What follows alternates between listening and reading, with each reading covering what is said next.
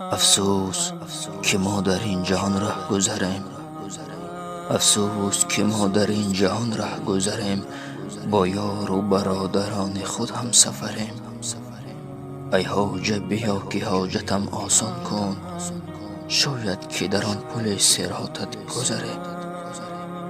افسوس که این جهان جهان ما نیست، هم مال و ملک این جهان از ما نیست. ای بنده بیا دمی از این آگه باش، این عیش و عشرت این جهان از ما نیست.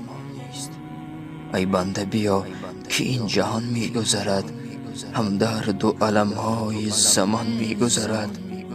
بس کن دیگر کبر و غرور و مستی، غیر از خدا بنده همه می گذرد، بنده